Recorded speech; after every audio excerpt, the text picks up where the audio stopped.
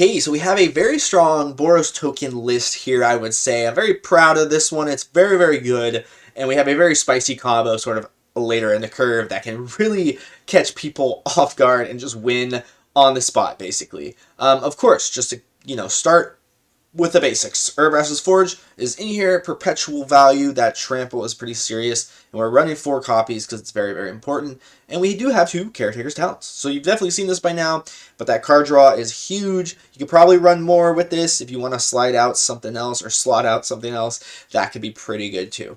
Now, what we're doing really is the Threefold Thunderhulk is an insane card because it has an enter the battlefield trigger and it has an attack trigger. So that's pretty insane, particularly with the Enduring Courage. So this is absolutely bonkers because it gives +2 and haste. So Threefold will be able to make gnomes when it enters. Those gnomes will enter. They will also get the +2.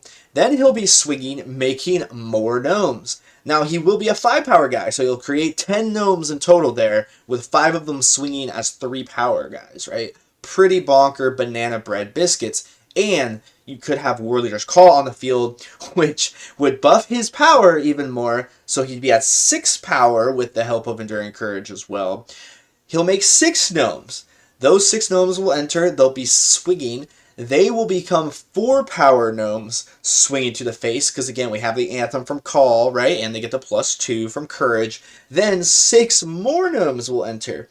Not only are half of those entering and swinging that same turn, you also are pinging them for a total of 13 that turn, because your Thunderhulk plus 12 gnomes. So that is 13 damage to the face, plus, 7 creatures swinging at you at least, and you probably have some other board presence, plus your Urabrask's Forge is getting in for trample damage, right? So you can one-turn kill very easily with this, and Encourage is just absolutely crazy with it, right?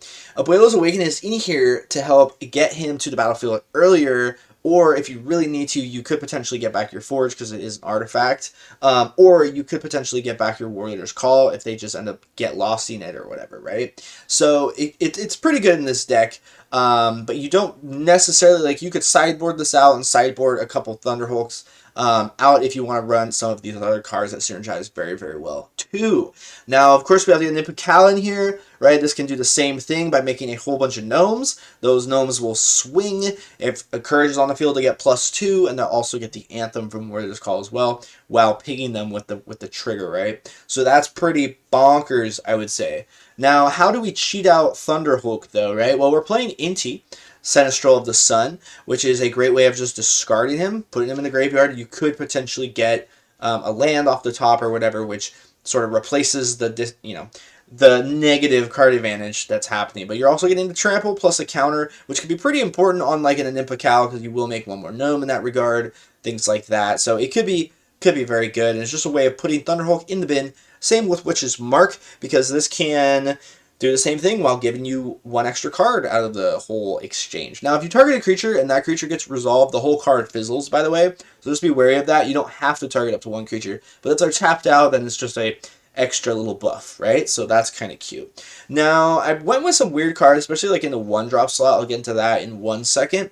But the other card is Collector's Cage here. This is a really nice, amazing mythic from the big score thing. You can hide away 5, and potentially, since we are playing the full 4 of Thunderhulk here, you can potentially hit it with the hideaway, right? And then, as long as you just have 3 creatures with 3 different powers, which isn't too hard, especially with the counters we get from Inti, Anim is growing himself, Forge is growing himself each turn, so you can definitely sort of plan your steps accordingly, and then you can cheat out the Thunderhulk, which is pretty bonkers, right?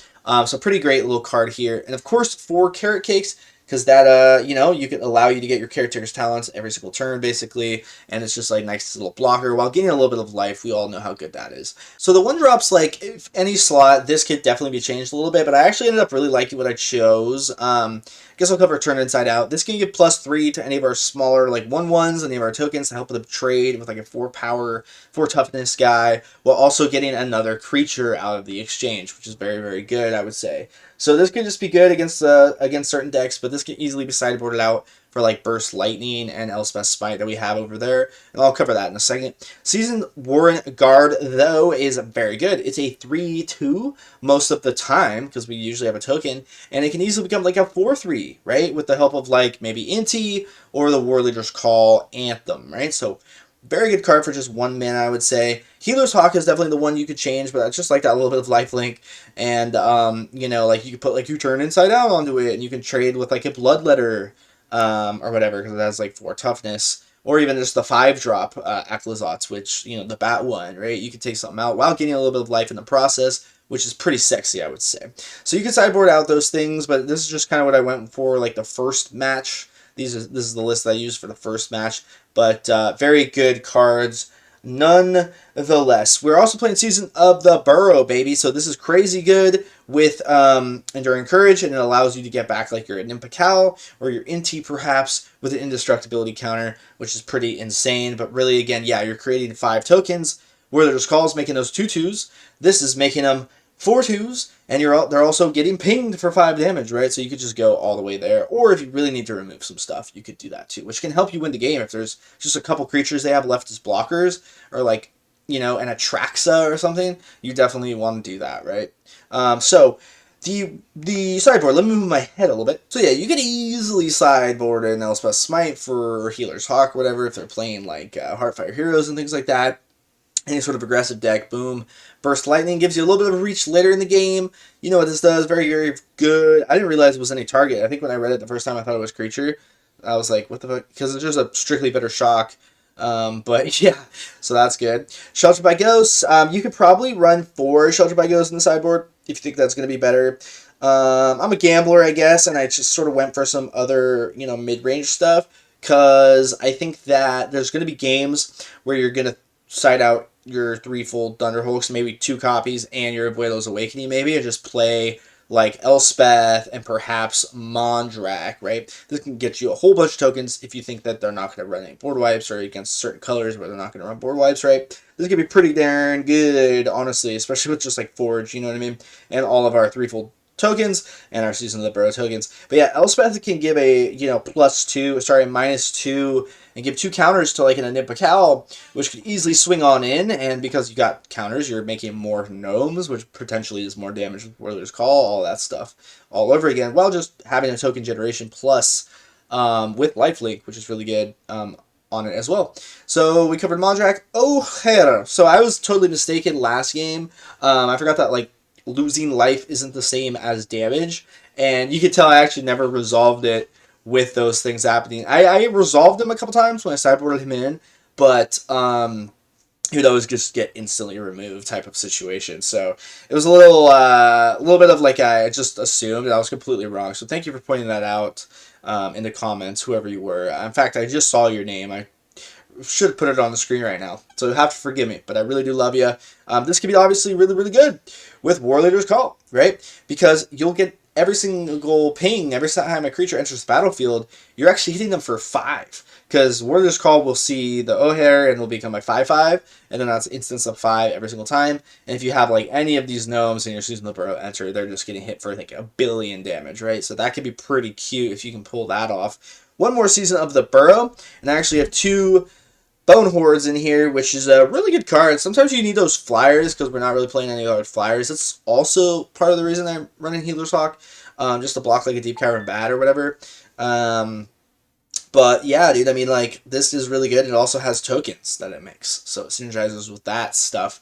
And if you do get the +1 counter or the Warrior's Call, as I keep saying, it'll be a 6/6, right? So it could trade with Archfiend of the Dross, so that's pretty sexy as well, I would say.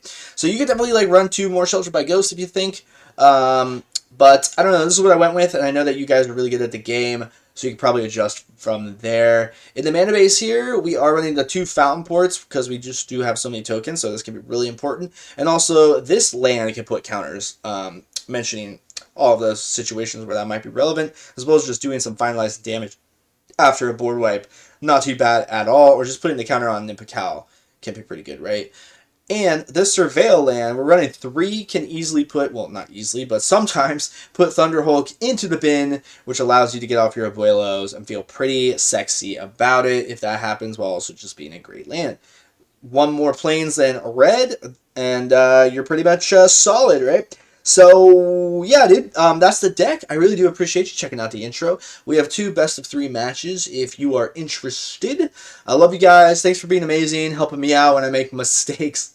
It's awesome. So, thanks, guys. I'll see you in the next one. Take care. Good luck in your games. Bye.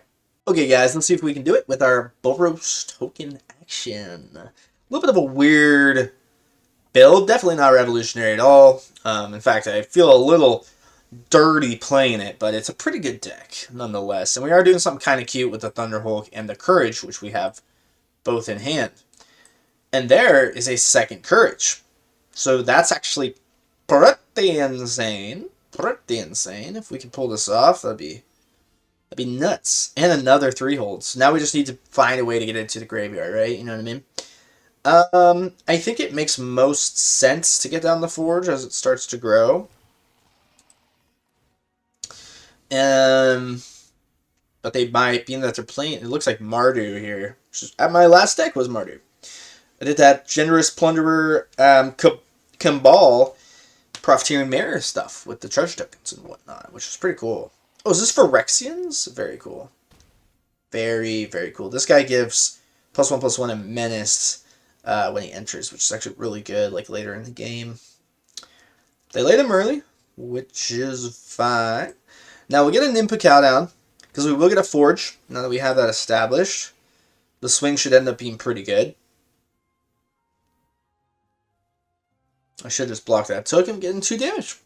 And we grew our Nim slightly, so. Forge is getting bigger. Feel pretty good about it. Not too shabby. They have a lot of options in their colors, though. So we'll see what happens as time goes on. The Brotherhood's End for the artifact. Not too bad at all. Okay. I mean, that's not bad whatsoever.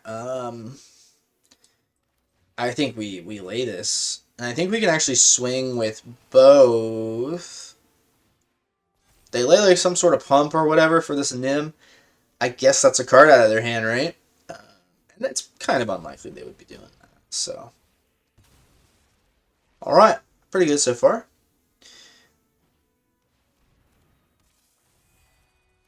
That's pretty good. The tenacity in this deck's pretty good. We're getting a little bit low. A little bit scary, Mary. We get a big swing with Courage off, which is pretty much what we got to do here.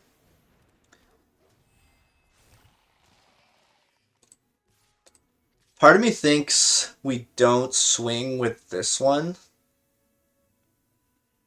Yeah, I think that makes plenty of sense. Let's look at that. Unless I just missed out on a kill. I don't think we did, though. Because we can... if it's down to 1 damage, I'm such a dork. Big dork moment. Big dork moment. And they give it to us. So they could have survived, but they just said screw it. So that shows that they didn't have removal. So good first game. Good first game. So let me move my head here. Just kidding, I accidentally left my head in the corner, so we're already there. So this is the list as it is. The Witch's Mark plus the Inti are mostly for pitching the threefold, which I think could actually be okay against Mardu here. And then the Abuelo's Awakening is kind of for that Thunderhulk as well. This could be a match where we want like the Elspeth, you know what I mean? It also could be a match for the Sheltered by Ghosts. So I imagine they're playing some big non-land permanents. They probably just didn't get it. We could probably... The lifelink with the Sheltered by Ghosts could be pretty good if something gets to stick around that way. They didn't seem to have so much removal, so something like Bonehorde could be pretty powerful here. The Collector's Cage is really good. Let's take out 1 Collector's Cage. 1 Seasoned Warrenguard. We'll put one Elspeth Smite and one Shelter by Ghost to be cute. And we'll take out one Threefold. No, we want to try to do it. Part of me wants to go for like the O'Hare, which is just like a ton of damage each ping. But let's go ahead and just do this. Not too bad. Pretty much the same thing, just with a couple more removal action. Collector's Cage is really powerful, though, in all honesty, if you can actually get that off. So we'll see. We shall see, folks. I guess I'll just keep my head in the corner, because it's not too bad, I don't think. But anyway, alright. This is a hand. Sure. Take that. It's a good enough hand, you know what I mean, Jellybean? Let's go ahead and do that. No.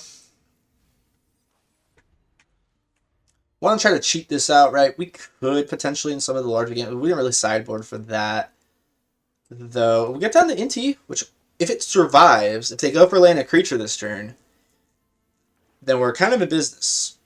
So just need to get that Abuelos at some point. Okay. I really hate when they swing like that when we're both tapped out. It's kind of a waste of time. I try not to myself, personally. Yeah.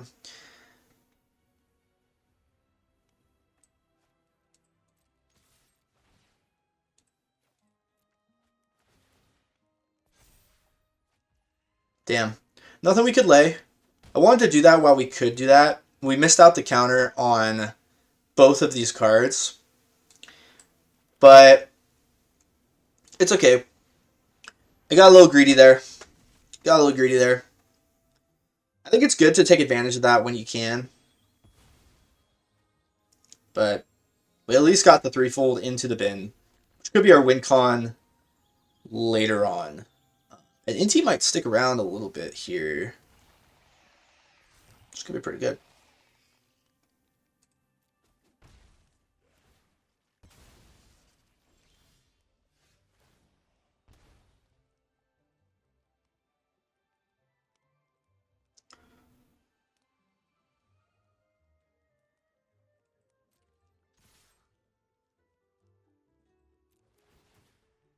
We'll pitch this tap land. Hopefully we get something low to the ground.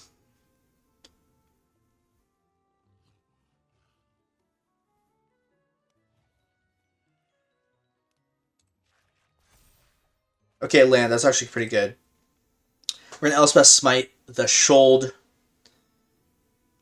Ooh, if they block the Inti, that'd be kind of surprising. No, it's probably block the Anim. Either way, though, we get a nice little kill going on here. Goodbye. Also, it dies, and the reanimation gets exiled if it dies this turn. So there we go. We will do this. We could get down to Forge to be mana efficient. Let's do it. I'm wondering if that Threefold was worth the being the turn behind, because like this Forge could have been getting bigger, or Anim could have been getting bigger. But I figured they had some crazy stuff, like maybe board wipes or whatever for the Anim, and the Forge would only be slightly bigger. I don't think it'll make a huge difference. I think getting that Threefold while we could was pretty good. Didn't expect them to block the Inti there. I thought they would block the Anim for sure, but... Okay, so the sacrifice action. Yep, and then when it dies, you incubate its power. That's pretty good. The Warleader's call off the top is amazing, to be honest. That's amazing. So... do we just swing with the Anim? Because we do have another one. We don't really need to. But it is one more block they have to make. I think we do it. I think we just put that pressure on. Pick up twice. These guys are bigger because of Warleaders. They probably throw the Ellis in front of a Nim. Yeah. And they don't block a 2/2. They go for the 3/3 block, so that's actually great. They're going to go for that incubation, which is definitely something. But we get a nice little free damage in with the Hawk, and it is a 2-power lifelinker here, which is going to be good for stabilizing. And the flying, obviously. And then Anim, obviously, represent. We just slap this down. We can swing. Oh!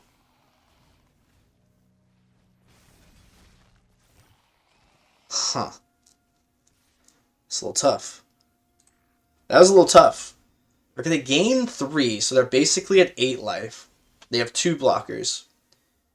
If we swing with a Nim, or sorry, if we swing with our guys, and then we'll make 1 more, they'll take 1 damage. We're going to gain 3. Do we just have it? Because we'll lay this. Why not?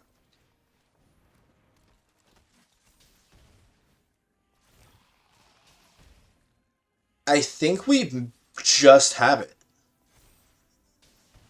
Yeah. They gain 3, but they're going to get hit by 3 creatures.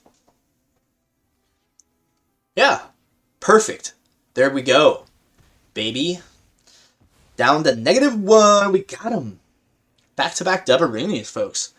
Very good deck. The Warleader's Call is so good with a Nim and Forge and everything we're doing. And if you lay like 5 if you get like 5 of the Season of the Burrow tokens, and you have Enduring Courage, with the Forge, with the Warleader's Call pings, with the buff, they're all going to swing with the +2 from Courage. And then the Threefold is just nuts. It's just nuts. Because especially with the Warleader's Call, it's absolutely busted. So, yeah, pretty good Deckaroonie. Let's get into another game, another best of 3. Hopefully you stick around for that so we can show off, hopefully, the Thunderhulk. That's what I really want. So we'll see if we can get it, folks. Okay, so second match, best of 3. We'll play first. I really want to show off the Thunderhulk.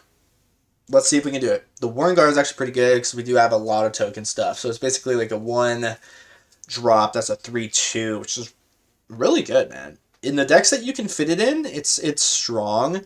There's like Crawling Course comes to mind because it makes a token when it dies.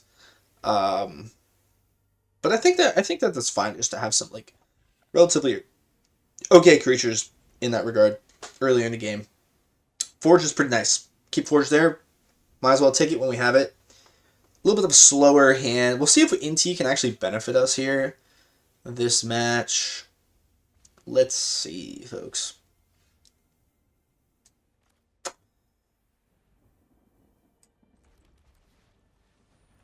Yeah, we want to be mana efficient. Even though they might have removal. And they don't. And they don't. Huh.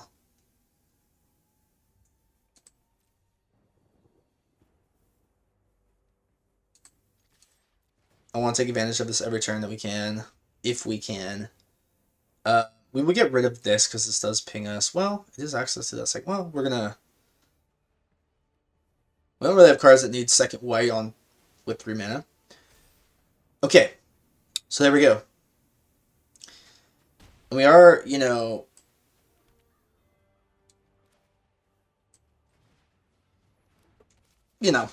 we're getting through the deck.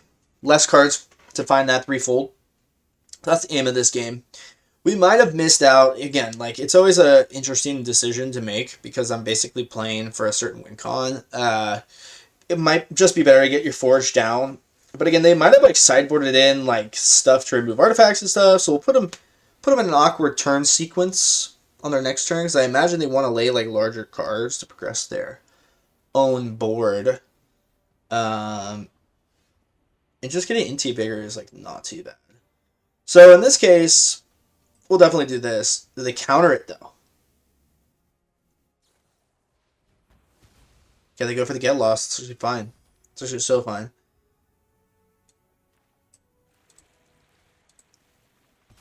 Yep, definitely do that while we can. Collector's Cage. Okay, we're going to go for the Collector's Cage angle now that Inti died. Boom and boom. Absolutely. It is a 4/3 with that counter, folks. So, Season of the Warrenguard, or Seasoned. That boy got the pepper and salt on him, folks. He is the pepper and salt guy. So, if Collector's Cage can get Threefold, sheesh. Yeah, I had a feeling they sideboarded in something like that.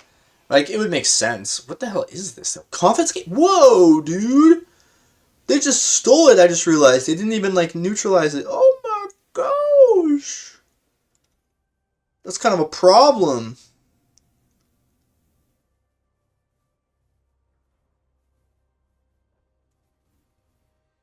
Why are you tapping those?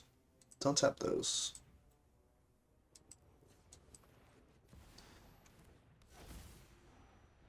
Yes. Yes. Yeah, we gotta play for it while we can.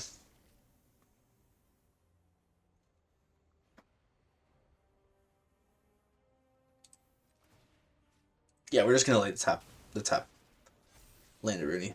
Okay, that's good. Yeah, keep that there.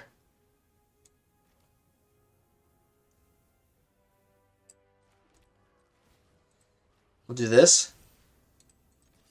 4 damage. We could have kept that up to block the Forge there, but now let's get to damaging while we can. They're pretty low. We want to get those Warleaders called down, but, you know, the Forge plus the Biovlack, whatever, our freaking land, can allow Collector's Cage to do stuff here, but we're not going to be able to do both.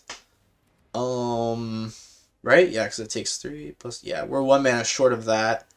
Actually, no, we need to activate the Collector's Cage, so we're like a whole turn off. They got rid of one of our creatures, though, so we're a little behind on that in that regard.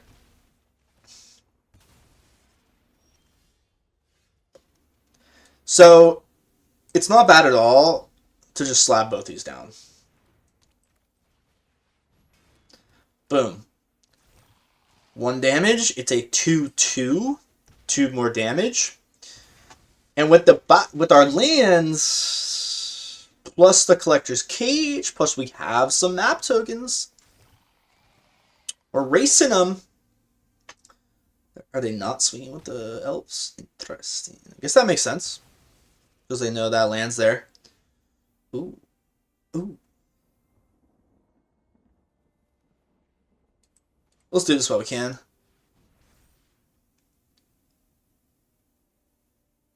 Yeah, because we could lay this. And we could tap the land. So yeah.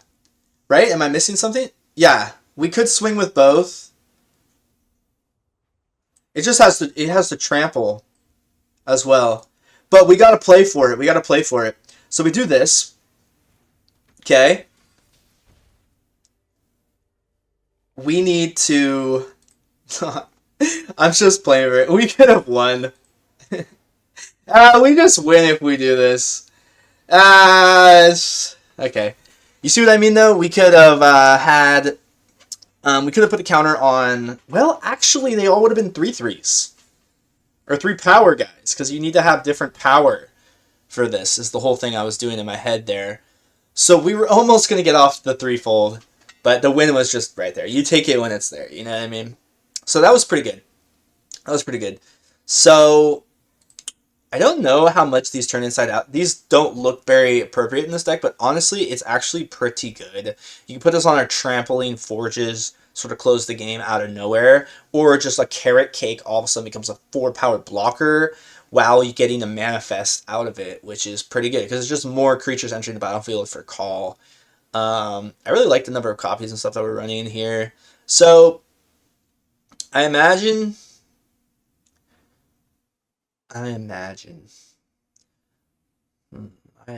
folks, I am an imaginer. We'll take out 1 carrot cake. We'll add 1 shelter by ghost. We'll take out 1 healer's hawk, and we'll do 1 Elspeth smite.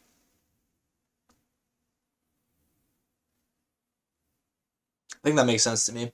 We don't need to lean into this so much. We could go for the Oger route. We could easily go for the Oger route.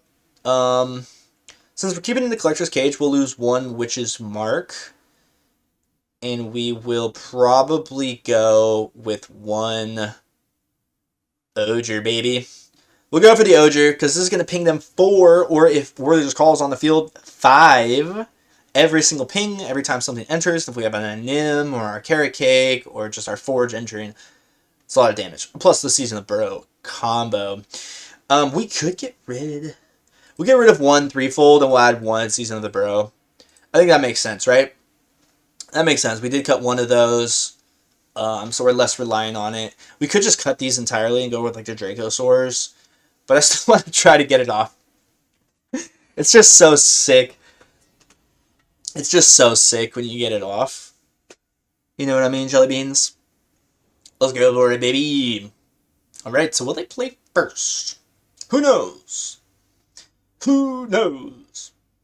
Warrenguard showing its face again. This is actually a pretty good hand. This is a really good hand. We have both colors too. So we can kind of coast for a second. We have a lot of like dual lands in the deck too, so we can get that second white and second red. For any of our things. And the Fountain Port can honestly shine in this deck, obviously, in the later games. We'll see how they end up playing. But looks like a fast start. Looks like a fast start from our opponent. We're coming down the right side. Number 7 is taking the lead. Oh my god, spelunking. Wowzers, it appears you're ramping. Well, luckily we have a slightly more mid-game stuff. There's the Oger. I know it's O'Hare probably, but you gotta say Oger just to be a silly goober. We will Collector's Cage. Threefold. No threefold.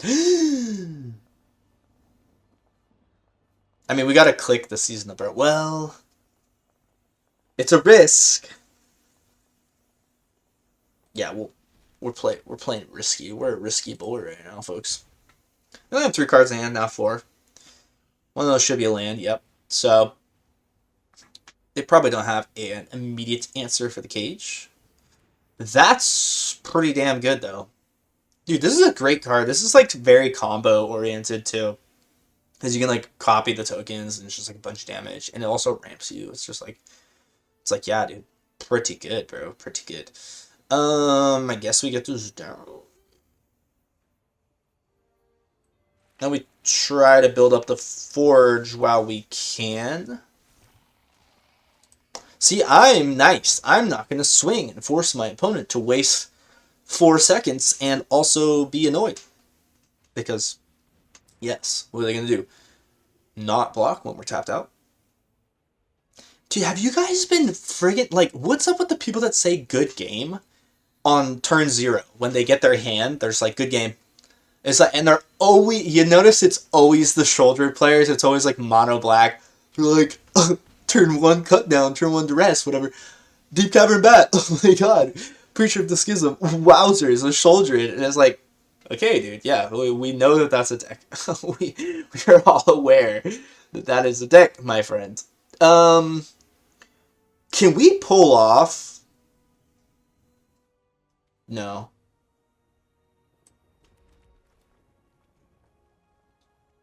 That's colorless, right? Yeah. Because that's going to be 2 power. We could... Okay, hang on. Hang on. Forge. Do they block? We could not block, but then we won't get the 3rd creature. So we need to. Plus, it puts the counter on that. If they don't block, they... What? I did not expect that. Yeah. Sheesh! Free Season of the Burrow, baby! Did I take that, bro? Alright, so do we exile? What do we exile? Do we exile that friggin' Roxanne?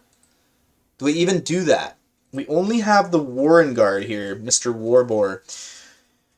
Do we just create a bunch of tokes?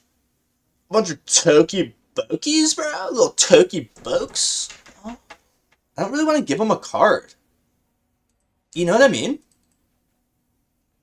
The indestructibility counter could be pretty sick. Nah, just get the 5 rabbits, dude. Who are we kidding, bro? Who are we kidding? Or the 5 rabbit kind of guy. I am pretty worried about this Roxanne, though. I mean, it's like they only have 2 cards. Let's just... We have another Season of the Burrow, too. Another one. The Collector's Cage could be pretty insane. You can cast, like, Omniscience and things, right? I really want 4 of this card. I'm going to try... I always forget. When I get my Mythics, I'm always like... I've been telling myself I need to get Collector's Cage for, like, 2 months now. At least. And I just, like, always forget about it. That's crazy. They just confiscated the Anim. That's so dirty. So dirty, folks.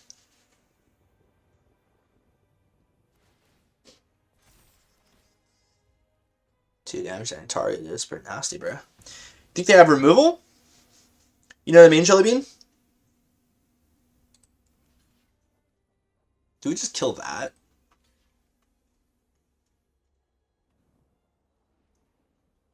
We should have probably got rid of this Roxanne.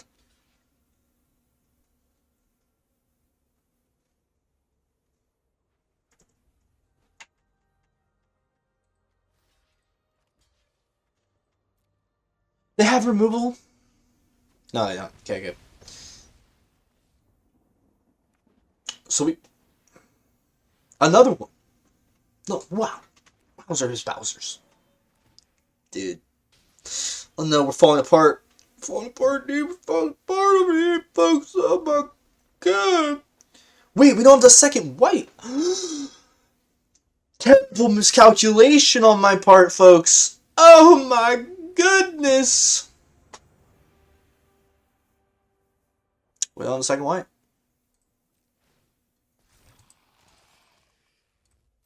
We don't have the second white. No second white. We will do this. Yes? Or just do this. We're dead either way, right? Yeah, we're dead either way. But, we do this. Jabammy. The white. I guess we... No. It was like, we can't flip it over. It doesn't matter. I guess, yeah, it would have gone to the graveyard anyway. It's like, well, we have a higher chance, but I don't know what I'm talking about. Yeah, I should have killed that. Yeah, I should have exiled that Roxanne. Yep. Now they have a lot of options, folks.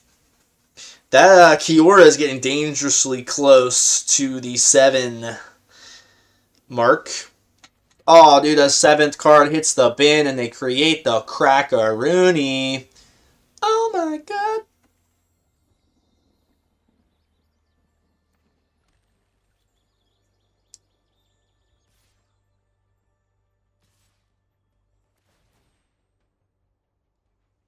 Oh yeah, it's all coming together. No! Okay. I should probably have just FF, but let's try to see what we top deck. I don't think there's anything we can do. Right? If we get the white... Hold the phone. Hold that phone, baby. The crack... Do we keep the Kraken, though? No. We don't want to give up... No. Yeah. Yes. What do we have in here? We have an Anim. Hang on. Hang on. But the chunk blockers, we're at 3 life.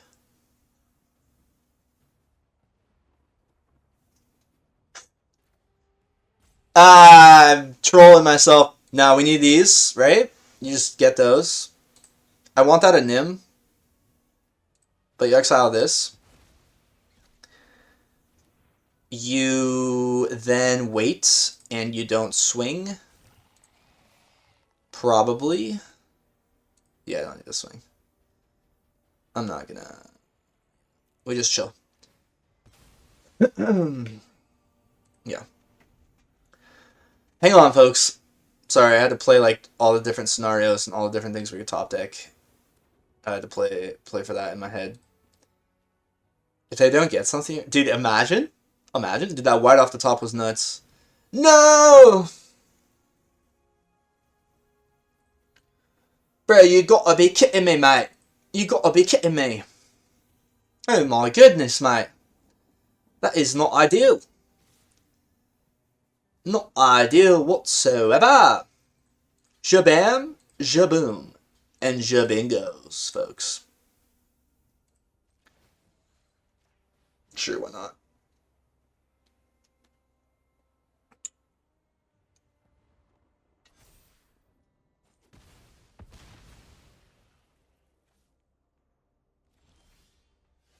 That's not ideal. It's not ideal, folks. Because It appears we are goobed. Absolute goobage is occurring. However, we lay this. We big chill. We're a big chiller type of villain. I guess we didn't need to lay that, but yeah, well, it's 5 mana, so plus that, so plus that, so 4. We don't, we won't probably just create the fish. This does have trample, but there is a possibility. We're playing for the possibility. Probably wasting my own time. But that's the. Even though it probably makes all the logical sense in the world to FF, I think you just play these out, right? Because that's why you're playing Magic. At least that's why I play Magic. For those outs, those crazy, heart of the cards, Yu-Gi-Oh moments. What is this guy thinking about, brother? I mean, I spent a long time too, so I guess I'll be a little bit patient, but I like to hit people with a nice, especially when the timeout pops, it's like, nice. Timeout time. Nice. Great. No swing. Actually, dude, wait, this forge is kind of getting big over here. It's gonna get big. Oh? Hold the phone. Free map tokens, bro? Did I pass the turn? Because why didn't they give me the option? Wasn't that combat? Whatever. It's gonna be okay. It's gonna be alright.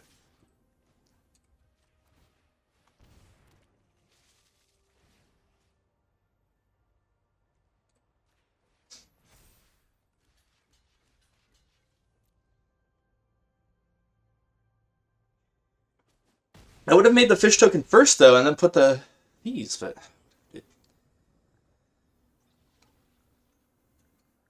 Dude, our mistakes made. Oh, yeah, that's not gonna do it, mate. That's not gonna do it. GG's. Alright. Alright, you gotta play for him. You gotta play for him. So let's get one nice, good last game in here. That friggin' card that... we're gonna definitely play the second Sheltered by Ghosts here. We're going to take out one Collector's Cage. In that case, let's just play one Threefold. It looks like we're not going to get that off, folks, which is pretty unfortunate. But imagine we do. Oh. Tell you what, let's play a second one just for the possibility. What did I just click? What did I just do? We'll take out one Turn Inside Out.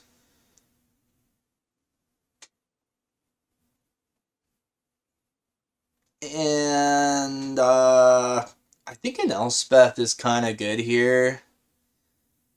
And one Bone Horde. Gives us more threats. No, because they're just going to steal that stuff. Hang on. I'm thinking through this. We play one more Carrot Cake. And we actually play one more Mondrak. Because at least we can get double token synergy and stuff with Mondrak going on. Feels good. Do we have more? We don't have more Sheltered by Ghosts. I should probably add one more Sheltered by Ghosts to the mana base. We'll take out one of these, and we're going to add the second Smite. Yeah. Yeah, feels good. Because the Roxanne is 3, or whatever it's called, is 3 toughness. And if they steal like our Anim Pakal, we could maybe kill it as well if it's early. That stealing card is that confiscate card is kind of nasty. It's kind of good. At least against us. Let's play first. It's probably not good realistically, but like in a vacuum, actually I don't know. 6 mana steals. Is it any permanent or just creature? I didn't actually read. If it's any permanent, there's something to that. In a slower control, especially like just heavy control Azorius. Yeah, dude. Kind of in business, you know what I'm saying? Big business.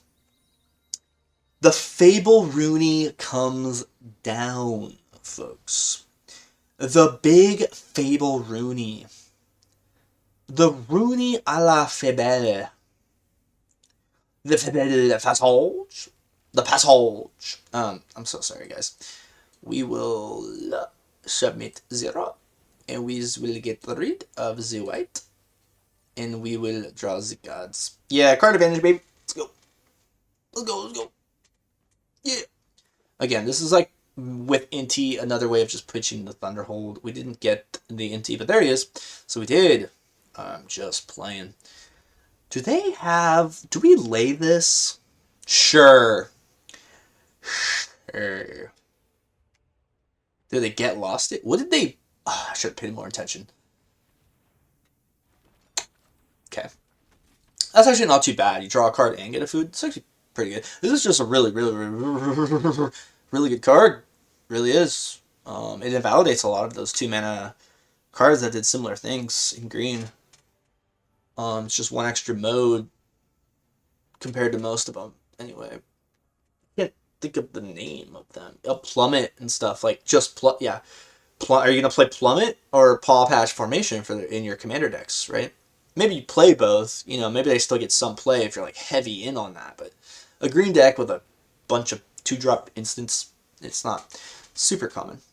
It's not bad though. Okay, dude, this is obviously a Caretaker. I feel bad. I do feel bad. But Jabami, Jaboomy, you gotta draw that card when you can. We will, yeah, let's do it. Let's be mana efficient. It's one more dude. Because we should have, alright, we have 2 carrot cakes in our hand, right? I think we just got a really good hand, a really good top deck so far here. If we can get to that point before they start confiscating, sheesh. Mishra was right. I just realized his homie's name. Mishra was right. Yes, he was.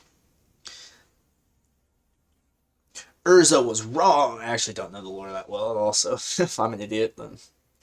I think it was cool, the Mishra and Urza sort of stuff. Second Beanstalk. Second Beanstalk.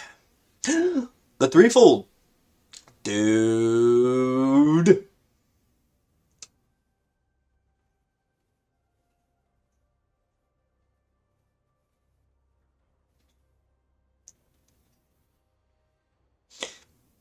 Do we Inti and Carrot Cake? Yeah, let's try that. Let's see if we get another 2-drop. So what's really cool, though... Oh, no, we don't get to put the counter first. Could we have ordered that differently? We might have been, and I'm just kind of an idiot. That's also kind of fine, because we're going to put it on this anyway. Why not? Diversity of threat. We actually get a tap land, which is pretty decent. And yeah, we just carry cake.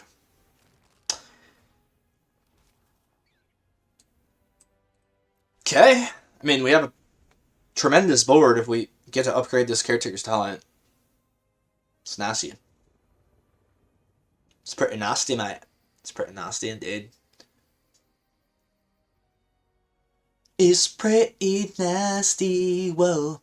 It's pretty nasty, yeah. Alright, guys. Not too shabby of a showing, folks. Winning these best of 3s like there's no tomorrow. We just had 1 game loss, I believe, of the video.